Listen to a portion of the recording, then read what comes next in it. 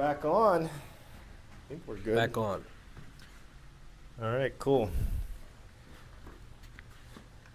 All right, where were we? You are going to complete your My thought. thought. All right, so we were talking about just like science and evidence and peer-reviewed papers. I have a. There are certain tropes that people use that I've learned to dislike, and one of them is like there's a phrase people use, "You don't have the evidence," or "You don't have any evidence for that." Um, I have steered so far away from that rhetoric because I think it's just like a way to get people a little bit confused on the nature of an argument. So, like, I understand the idea. Like, if someone says, um, "Hey, last night there was a kid will say, there was a monster under my bed." It's like you don't have any evidence for that. So it's not like it's not something that's valuable. But I think what happens in broader discussions is that people will roll that out with the idea of trying to persuade others, when in reality, like, we all have the same evidence. So when people will start like speaking up and saying, "Hey, you don't have any evidence for that," a lot of times I'm second guessing the person that's saying there's no evidence, because I've seen some really bad arguments that technically have evidence. I don't think they're good arguments. It's just that the reality is we all have the same evidence. So when it comes to like the nature of the world, the nature of science, the nature of God, the nature of scripture, it's like these things aren't easily divorced from each other. So like, and I don't know, like, you know, the word rhetoric, like something like we always like use it in a pejorative. It's like, oh, that's just rhetoric. Well, I think there's a lot of benefit, or there's a useful concept when it comes to rhetoric, because rhetoric isn't just, it's not like all bad on its face, because rhetoric is just like things that you say in a certain way to persuade. So if you're using rhetoric to persuade someone towards the truth, is it bad? I wouldn't say it is. But I think where rhetoric gets a bad rap is that it can be persuasive without really laying out why something should be persuasive.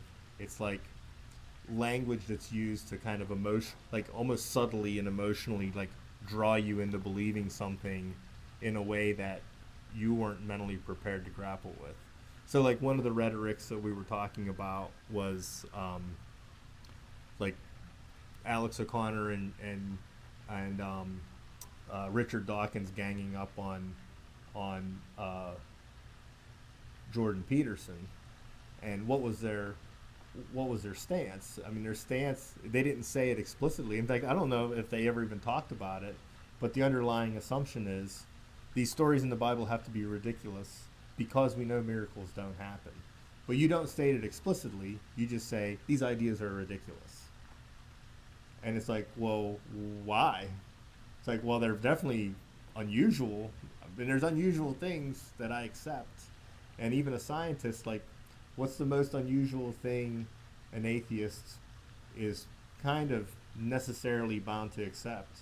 That the world, the universe, all the matter and energy in it exists just by it just happened. Like, whether it always existed or whether it came into existence through the Big Bang, the conclusion is still the same. It just is because that's the power of matter. And that's already miraculous on its own. Yeah, it's. I mean, So that's already a miracle, and the earth and its creation is self-evident already yeah, of His handiwork, and yeah. it's already supernatural. The natural is The supernatural. natural is supernatural. And help me tie this in before you move on. Rhetoric, and one of the notes I had, uh, I think I'm quoting Priscilla Shire from her book Armor of God, uh, and going back into the discernment thing that we had in like video 1 or 2, is not knowing right from wrong, but right from almost right. Yeah, Help me tie that in with what you were saying with rhetoric. Oh, I think that's great. I mean, that's an awesome way of framing it because, you know, this goes back to allowing certain people to transport you because I can't look at anybody that is a contributor to any thought space and say they're all wrong. That's another rhetoric that I hear. All they do is lie. Like you say that about anybody. All they do is lie. It's like, is that really how it works? Is all they do is lie? Speaking in absolutism. Yeah, it's like totalizing. Correct. Yeah, it's like totalizing, and it's like, well, probably the person saying it isn't expecting you to take it literally, but it has an impact on your perception where you think like you almost subconsciously want to take it literally, where it's like, well, all this person does is lie. All they do is tell, and it's like Satan's the father of lies, but even Satan can say true things.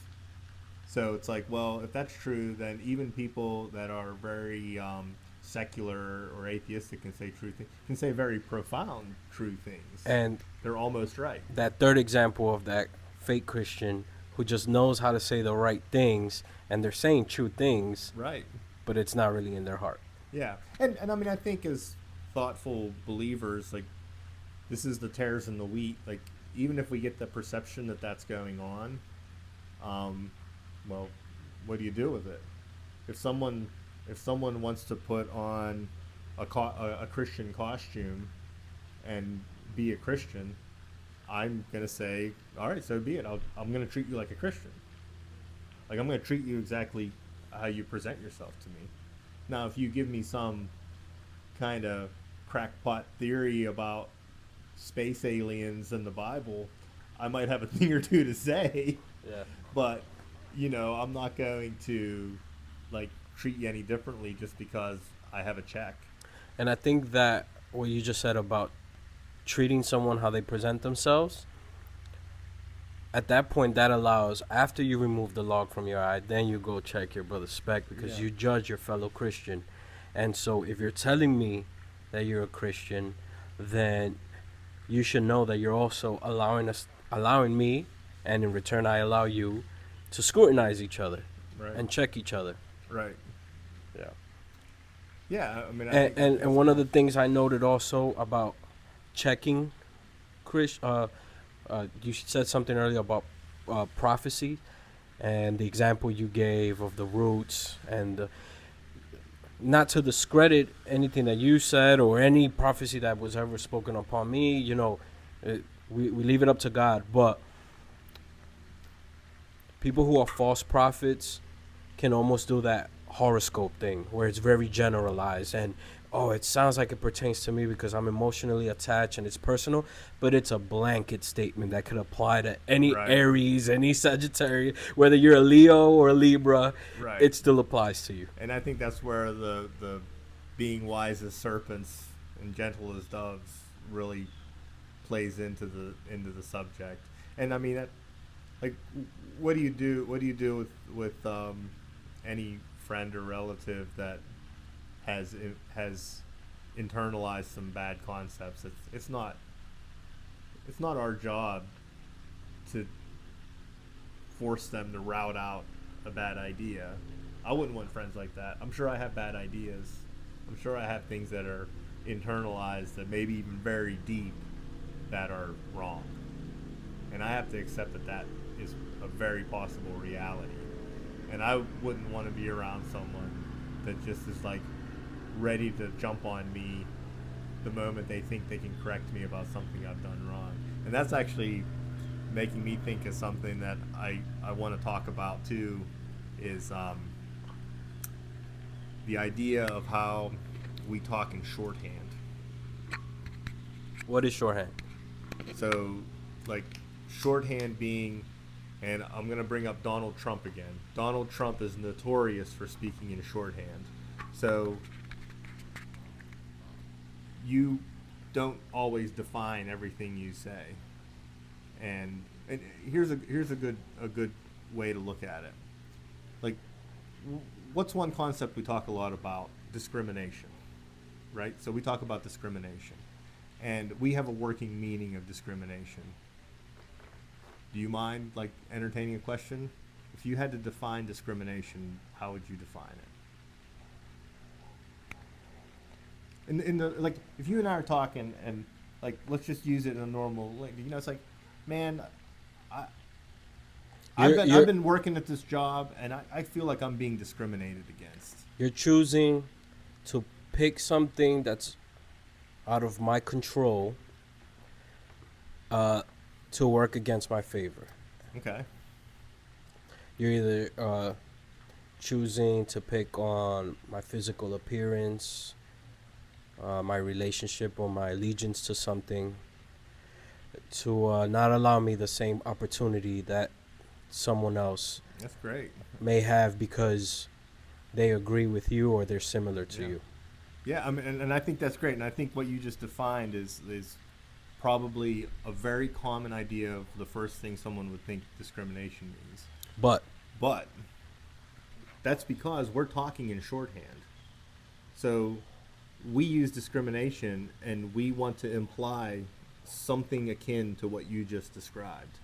But like at its most fundamental sense, what is discrimination? Like I could say that this bottle of water is colder than that bottle of water. So I can discriminate this bottle of water from that bottle of water because of its appearance. I can tell it's colder. like the actual definition of the word. It's benign. It's very benign. I can discriminate. I can discriminate porch furniture from in-house furniture.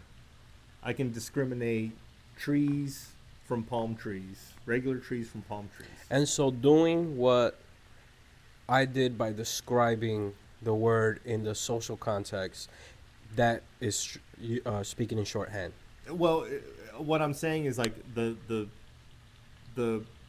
meanings that words gather from usage, they start to like take on a life of their own. So the reason I bring that up is someone who's ungracious will take something that you're using in like a common way, or you're like trying to infer something between the lines. If you don't say it explicitly, they'll use an alternate definition or use against you that you didn't define yourself as a way to criticize what you're saying. So they'll impose something on you that's ungracious, it's unfair, because you didn't necessarily describe yourself well enough. And like, I think an area that this comes out a lot is when you're among people that you agree with, there's like no danger in speaking in shorthand because you're likely to understand each other. But you know what you probably know what it feels like. I know what it feels like when I start to interact with somebody that profoundly disagrees with me. Like even if I can talk the same language, but we start to get into a subject where it's like, uh-oh, you're treading into a territory where they do not agree with you. You start to realize that certain things that you say are unintentionally offensive, or they're taken away that you didn't intend them to be taken. And it's like all of a sudden you start to feel like you're not speaking the same language with that person anymore. Yeah. And I think it's very troubling. Like it feels confusing whenever you're just trying to explain something that makes sense to you and they're taking it all kinds of ways that either you didn't intend, or like you may even realize like you're falling into a trap where it's like, oh man, maybe I could have said that better. And it's just because we have a tendency to talk in shorthand. Yeah, so I've thought this before. It's always good when in a disagreement, it's like, let's define this word Yeah. and use the word for what it's meant to Yeah. be used for. And I'll go on the other side of that. There are people that will get offended by that approach. So I've been there where I've offended someone because of that. yeah, you're offending them because you're trying to be too clinical or you're trying to be too prescriptive, and all of a sudden you come across as being Condescending. or arrogant. Or downplaying their intelligence, Yeah. or downplaying their understanding or of a word. Right. When my intention is not that. My intention is to to say, understand you. let's just have this middle ground. Understand words are meant for a reason. I didn't make up the word. You know, Yeah, it was already there. yeah, Yeah, I got you. Yeah, yeah. So I mean, with all that being said, and this is like a thing, and I've had to, like, for me personally, I've had to refine this over the years because I started to understand why the way I would approach certain topics where I was trying to be like more almost like clinical in the topic, and why it would like start to make people upset. yeah. They're thinking like, can you please stop being so anal Yeah, and rigid? right, right. And I probably was. So like I've learned to soften my approach. Just be a little more gracious. Because I also realized that in my effort I could be trying to take their shorthand and use it against them rather than allowing them to define their terms. And none of this is like there's no perfect recipe for how to have a dialogue with somebody that has a different idea or a thought. Like at some point in time, like you and I could bump into a topic where it's like we're pounding the table and it's like, no, you're Yeah. wrong. It's like Yeah. you're a heretic. And I think I love this, and some people may not. Let's just agree to disagree because we're Yeah. not going beyond this, Yeah. and we're not gonna get anywhere. Well, yeah, and that's I think key, right? It's there's a maturity level to kind of like cut bait and say Cut your losses. yeah, cut your losses. It's like all right, like we're doing is we're hurting our relationship, and I'm saying this from experience where I've heard a lot of relationships where we'll just keep going and going and going and going down a path, and then finally like the relationship literally disintegrates. And I mean, I can say this about family members. This has definitely happened, but even like some people that I would like get a rapport with, so I'd like find them on uh, on a forum or something, and then I mean, there's been a small handful of people that I got friendly enough that we even exchanged like phone numbers. Like, that was very very rare, but or like we'd find each other on Facebook, so we start talking on Facebook Messenger. And like I had a buddy, he lives, I think it's in Connecticut. His name's James, and we had a running rapport for quite a while. And he was an atheist, and we would be friendly, and he was gracious, but like we just kept teasing subjects apart and apart, and it just kept getting to the point where we just started like pretty much like accusing each other of being liars, and it was just like you obviously are misunderstanding me on purpose just to try to make me look like an idiot, or you don't understand me because you're stupid. And it was like, And then there really was no purpose for the relationship anymore. yeah. So then at that point, the relationship just disintegrates. And I mean, and it didn't only happen once. Like it happened like 3 times because we did like each other well enough that we'd like get back to each other after a while, and it'd be like, I'm sorry, like, hey, can we like regroup? Let's talk a little bit, because we were, in spite of our differences, we were on the same wavelength in a lot of ways.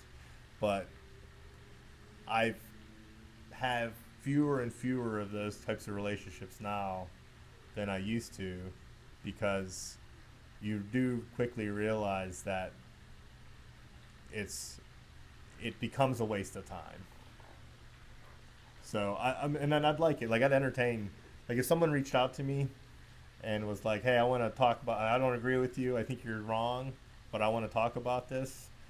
There's like a 99% chance that I'd be like, "Okay," and I'll push it as far as I can. But I guess maybe it's not that I wouldn't have that conversation. It's just that I'd probably be a little more reserved now, just because I've seen the way relationships have unwound. You're 99% now that you probably would. Before you were 100%. Yeah, You would have. I would have. Yeah. And I mean, it's not the entertaining of the conversation that's the issue. And I was actually, there was a point in time where, and I can't even remember the specific person I was talking to, but somebody approached me and they're like, "Hey, you've been saying some interesting things. I've been reading some of the stuff you said. Hey, can we talk about this?" And it's like, we would get to the point, like we would take the conversation offline. Like we might be having like a public discussion, Facebook or wherever, and it'd be like, "Hey, let's talk about this." I said, "Well, other people are commenting here. It's like, let's just, I'm not like doing this necessarily for the public. Like, what do I care? It's like, if we want to build a relationship, let's go offline." and then we would get into a discussion, and it'd be like, hey, I just want to debate, and I even predicted, I'm like, we can do this, I said, but this might ruin whatever relationship we have. Like, I predicted it at the beginning, and sure enough, like a few weeks later, it's like I'm getting written off, cussed out, sworn at, relationship terminated, and it's like, well, all right, there's another one. You know? Yeah. And that tempers me too. Like, even last night, like, we were getting into some sensitive topics, which I don't really care to rehash, but like, navigating those topics is almost an art form where you can simultaneously be passionate and be convicted and be willing to share where your conclusions are without being like offended or mad because people don't come to the same conclusion you do just because you're passionate. I've gotten there. I feel like God has helped me get to that point. I can have it. You can disagree, prove me wrong, and I don't get defensive. Yeah. And I mean, I'm not tooting my own horn. I'm just saying. But like, I was different. With that being said, though, like, you will defend things. I mean, emotionally defensive. Yeah, okay. Like, you're talking in shorthand. In shorthand, yeah. In hashtag. But yeah, no, okay, so yeah, we're on the same page. So like, yeah, because I mean, I think as thoughtful believers, as just thoughtful people, it's like, I think it's important for us to challenge people, for sure. We should. Like, and I mean, in any walk, like, if I have a challenge at work and somebody has an interesting idea or a problem and they're looking at it one way and I see it a different way, it's like, well, I'm okay with being challenged. Yeah. I might learn something from that. Yeah, and we'll push it. We'll push it as far as we can. But then the maturity kicks in. It's like, if I have somebody I'm talking to that's flustered and irritated and frustrated, just back off. Yeah. It's like, it's not worth the juice isn't worth the squeeze. Like, correct. Yeah, it's okay. Maybe let instead of trying to like punch a person as hard as you can because you think they're down, it's kind of like you back off and you just prayerfully anticipate that they're going to process it on their own a little bit. Or let them recover and think something. And maybe it's me. Maybe I'm the one that has to walk away and process. Right. You know? So it's like I have to walk away and process too. And that probably happens more than I care to admit. But I'm only human. But yeah, there's a lot of times I'm bombastic, I'm passionate, I want to get my ideas out because I think they're right. And then you walk back after a couple days, couple weeks, couple months, and it's like, that thing that you were telling me about and I totally didn't understand? I get it now. I think you're right. That makes sense now. And we're all human. We're all going to be... Only God is 100% right and perfect. And there's going to be a lot of us who are 99%, not 100%. Right. And that goes back with the difference between right and almost right. Yeah. I think we'll always fall closer to the almost right. Yeah. Because we're flawed. Yeah, we're flawed. We see things partially. I think that's a good way to end it. I love it. All right. Love it. All right, love it, George. Yeah. God bless you, brother. God bless you, brother. Good talking to you. God bless you guys. Like and subscribe. Yep. See you guys. Waya! Peace out.